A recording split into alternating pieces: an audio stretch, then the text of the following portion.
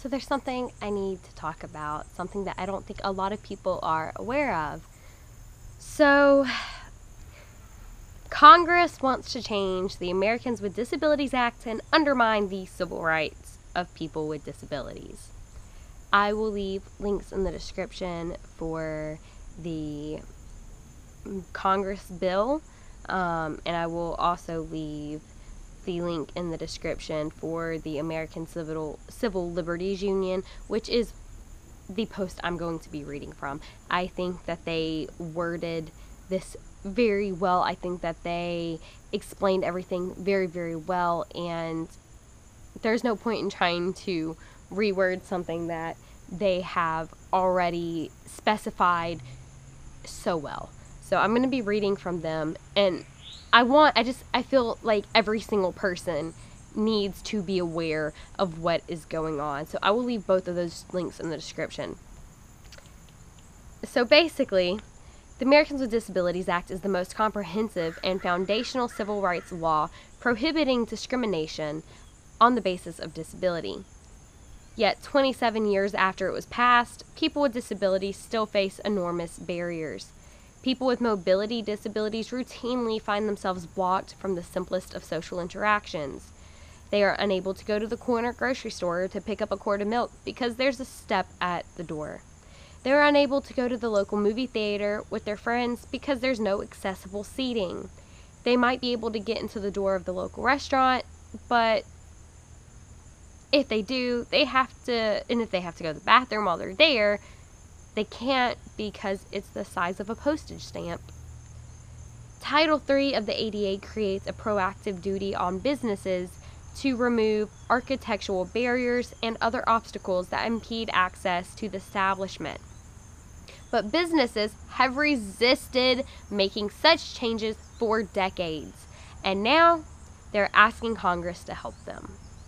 A harmful new bill in the House of Representatives, the so-called ADA Education and Reform Act of 2017, H.R. 620, is gaining steam. It will be debated in the House Judiciary Committee on Thursday morning and may go to House floor for a vote soon after. This was back in September, so it is, from my understanding, already on the House floor for voting. We must stop this bill from ever becoming a law.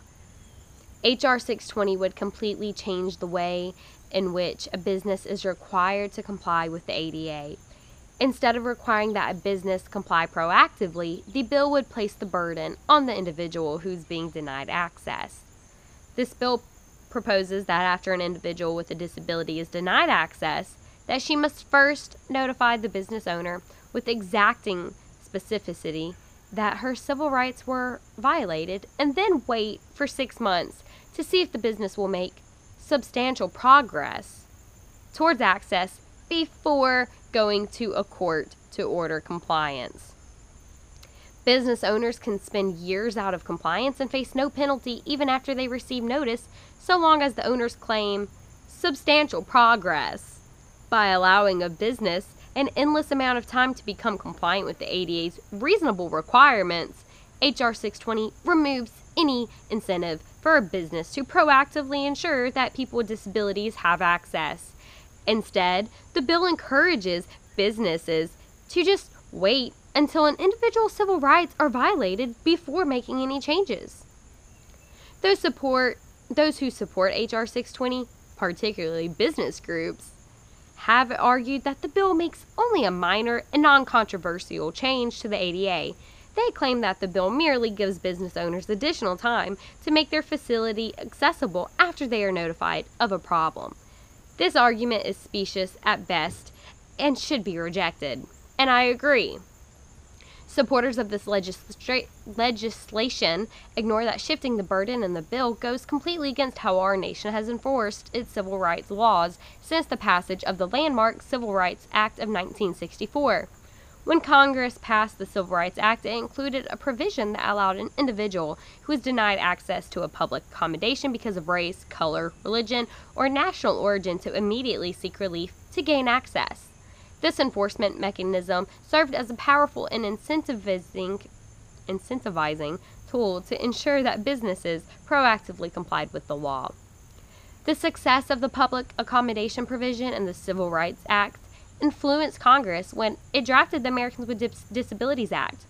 Indeed, the public accommodation enforcement provision in the ADA is modeled on the enforcement provision in the 1964 Civil Rights Act.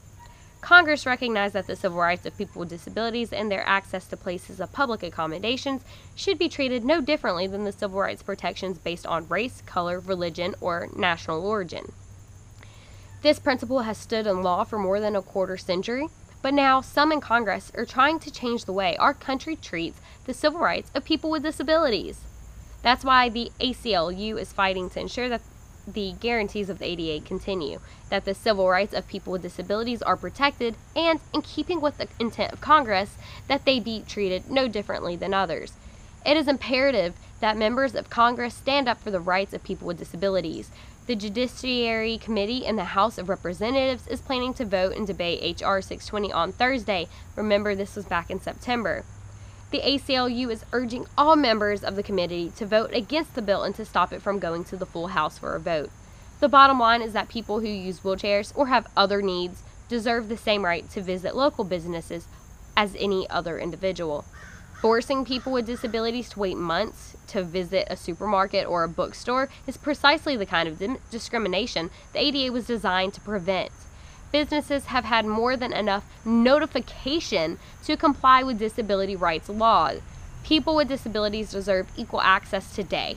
Civil rights should not be delayed or tied up with red tape. And guys, I completely agree with this. It's something, it's amazing the way that places think it's okay to discriminate and it's okay to leave out those who have disabilities. And my question is, obviously it is going to affect those who are handicapped mobility wise, but I also wonder, how will it affect those with service dogs? If they have the right to deny access to someone who's in a wheelchair, then would that not give them right to deny access to someone who has a service dog just because they don't like the dog or they don't believe that they have accommodation in their building for the service dog? How is that going to affect those of us who rely on our service dogs not only for medical purpose, diabetes, seizures, fainting, who use service dogs for mobility, who use service dogs for their psychiatric needs? How is that going to affect us? And it's not just people with service dogs, it is the disabled community in a whole. How is this going to affect everybody? They have the ACLU, the link that I will be leaving in the description. They have a spot at the bottom of the page that says Fight for Disability Rights, Support the ACLU, where you can go and donate to try to support them, to try to help them fight this. I have already contacted one of the senators in Alabama and voiced my concerns and my opinions on why and how this is going to affect people with disabilities. And I urge each and every single one of you to call one of the senators in your state and voice your concerns and your opinions, because if this bill reaches the Senate, if it reaches where senators are the ones being allowed to vote on the bill on whether it's getting passed or not before it goes to the president, if we can stop that before it happens, maybe this won't be something we have to worry about. But just because you have a disability doesn't mean that you should just be disregarded like you're no more important than the person who is completely able-bodied. And as someone who has been considering for a long time if a wheelchair would benefit me when I am too physically exhausted to move because of my medical issues, how would that affect me? Yeah, I can stand up, I can fold up a wheelchair, stand up, walk into the place before I collapse the wheelchair back down, but what about those who can't? What about the days where I don't leave my house because I'm physically unable to walk around the way someone else could when they want to go grocery shopping? I already ride the electric scooters at the grocery stores because sometimes I physically can't deal with walking because I get too exhausted, and this comes from my medical issues. But what about when I want to go in somewhere and they say, no, we're denying you access, we don't have accommodation for your dog? Is that the potential for this bill? Is that the potential where they can just segregate and exclude every single person who has a disability? I am absolutely astounded by this and by what could potentially happen and how Congress could even consider something like this. Businesses have had 27 years to comply with ADA laws and regulations. You're telling me after 27 years you need more time to make a handicap ramp? You need more time to open up your bathrooms for someone who's handicapped to fit their wheelchair? You need more time after 27 years. No, you don't. And to put it on us, to put it on people who are disabled, to put it on people who are using wheelchairs or have any other accommodation need and make us suffer because you don't want to deal with it, that is not okay. And it is in no way, in my opinion, is it humane. I don't think it's ethical. I don't think this is something that should have even been considered, let alone being voted on and then possibly sent to Senate to vote. I'm just beyond appalled by this. And guys, again, I want to give a shout out to the American Civil Liberties Union for posting that statement, because the law itself, it's a little harder to understand the way they have the law worded. And again, I will leave that link in the description for you guys to go check out that bill, not the law, but that bill that is trying to get passed. I will leave both links in the description. But the ACLU, guys, they worded this so perfectly, and they really brought light onto this bill and what potential hazard it could cause, how detrimental it can be to the people who are disabled. And I urge you all, guys, if you see this video, share this video, share those links, get this out, share it on your Facebook, share it on your Twitter, share it on your Instagram. Get your loved ones to share this. More people need to know about this, and more people need to stand up and fight for this, because this is wrong. This is so wrong. Share it with everybody you can. Make sure that everybody knows about this, and make sure that we're doing our part. Call the senators in your state. Voice your concerns, voice your opinions, let them know what damages this can cause to the disabled community.